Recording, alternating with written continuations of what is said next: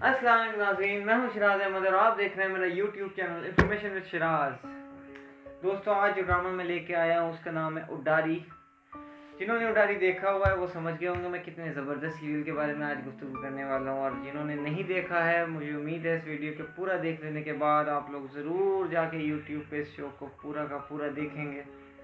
और ये ड्रामा जो है, जो पाकिस्तान के बड़े बड़े ड्रामाज हैं उनमें से एक मील का पत्थर ये साबित हुआ था ये ड्रामा, क्योंकि इसके अंदर जो इशू उठाया गया था वो एक ऐसा सेंसिटिव इशू था जो कि पाकिस्तान जैसी सोसाइटी में अमूमन लोग उठाने से डरते हैं, क्योंकि कुछ बातें इतनी ज़्यादा पर्सनल होती हैं या इतनी ज़्यादा मुश्किल होती हैं जो आप डिस्कस नहीं करना चाहते, कम से कम हमारे उर्दू माशरों में, हमारे मुस्लिम माशरों में। काफ़ी हद तक इसे क्रिटिसाइज़ भी किया गया कि इस तरह के हम क्यों इश्यूज़ को उठा रहे हैं या इस तरह के हम क्यों दिखा रहे हैं, हम क्या दिखाना चाहते हैं। लेकिन मैं समझता हूँ कि ये कोई बात नहीं हुई कि आप इश्यूज़ पर गौर ही ना करें, मतलब खामोश रह जाना तो कोई हल नहीं होता ना ज़िंदगी में। तो इस तरह का ये ड्रामा था। सबसे पहले इसके नाम पे अगर मैं बात करूँ तो इसका नाम है उडारी। उडारी का मतलब होता है उड़ान, एक तरफ से उड़ के उस तरफ पहुंचना, उसे कहते हैं उडारी, उडारी मारना। दूसरा इसका सब्जेक्ट मैं आपको बता ही चुका हूँ। सब्जेक्ट एक ऐसा सब्जेक्ट था जो मैं भी बात करने से घबरा रहा हूँ। इस तरह का सब्जेक्ट था ज़रा कि एक लड़की है, एक औरत है जो शादीशुदा थी, उसका शौहर नहीं है, एक छोटी सी बेटी है, और वो फिर उसे एक शख्स मिलता है, उसके शौहर का दोस्त, और वो काफ़ी जवान है, ये ज़रा एजड है।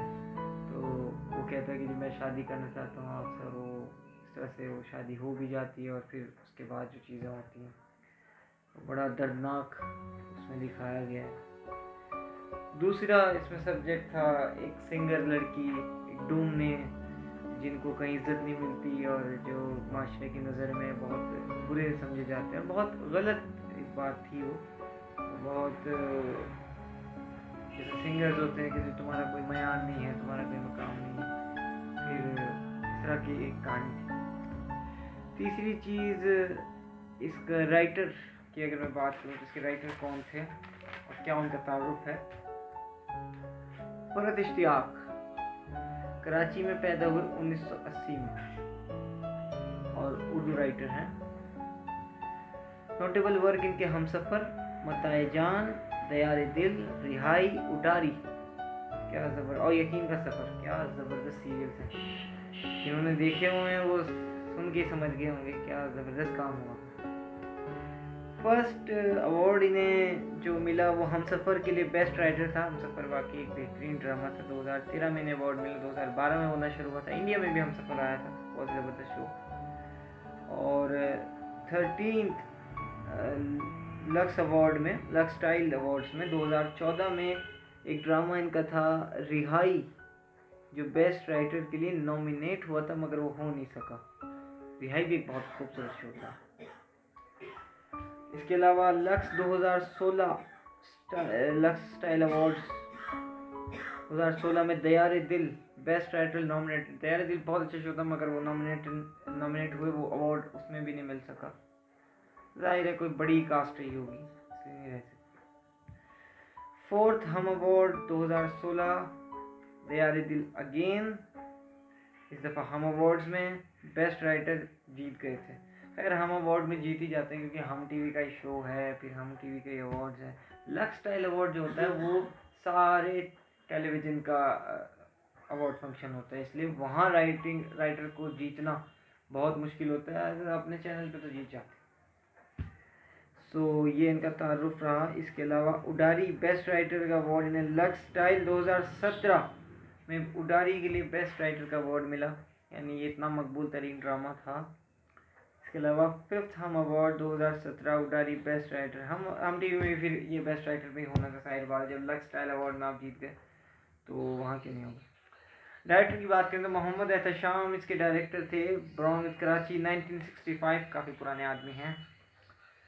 और अवार्ड एंड नॉमिनेशन वर्क इनके हैं उडारी 2017, इन्हें भी अवार्ड मिला, बेस्ट राइटर का भी हुआ यानी बेस्ट डायरेक्टर का भी हुआ। इसके अलावा सत्य तुम्हारे इन्होंने अवार्ड किया। अच्छा, सत्य तुम्हारे भी इन्होंने ही डायरेक्शन किया है, खलील साहब की जो बायोग्राफी है। और इसमें खैर अवार्ड तो जीतना ही था, इसमें तो कोई शक नहीं। अब आगे चलते हैं, कास्ट की बात करते हैं। एक सेकेंड जी, इसके प्रोमो की बात कर लेते हैं पहले, कास्ट की बाद में बात करें। चलिए प्रोमो देखते हैं। जब से मिले तो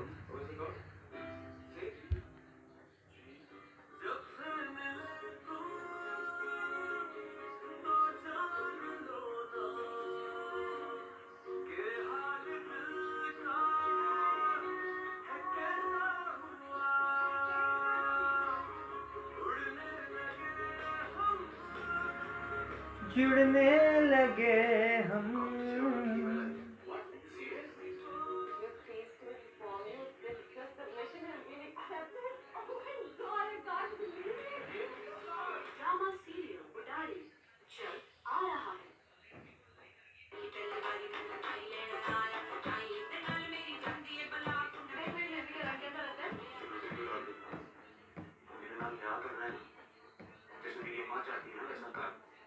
रिश्ता पक्का कर ले इम्तियाज के साथ, इतना अच्छा रिश्ता कितने मिलना है।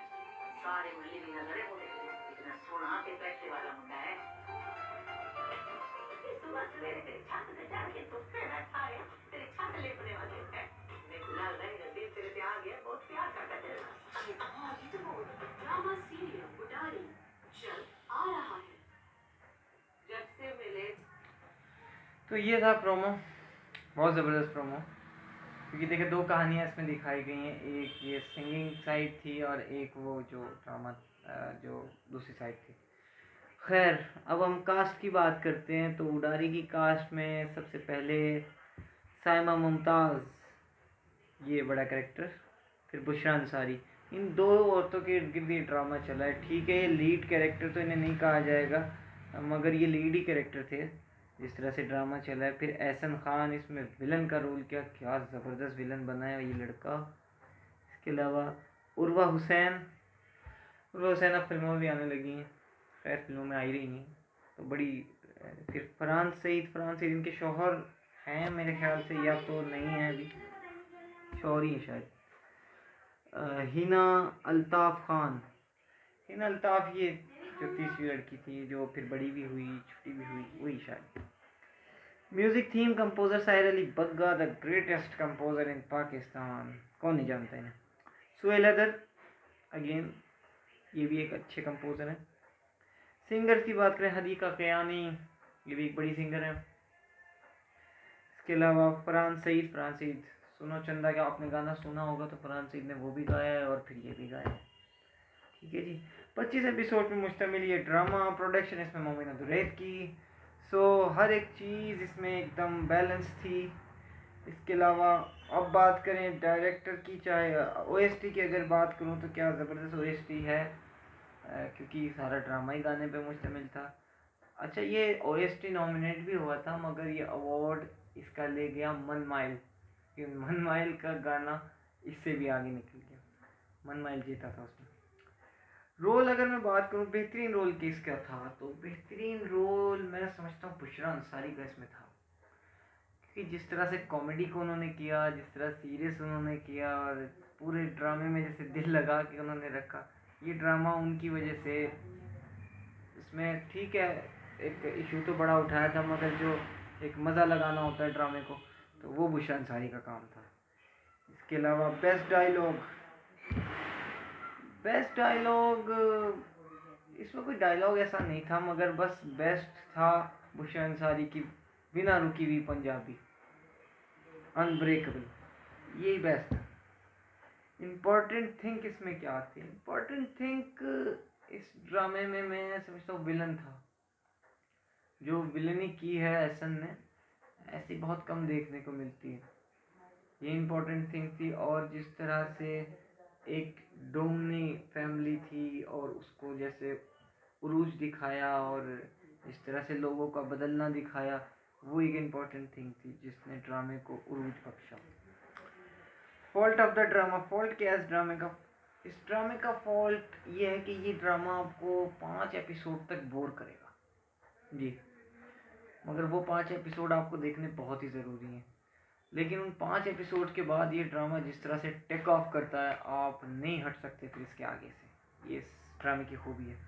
और आखिर में हम बात करेंगे क्रश ऑफ द ड्रामा की। Crush of the drama, no doubt Bushra Ansari, यही क्रश थी इस ड्रामे की।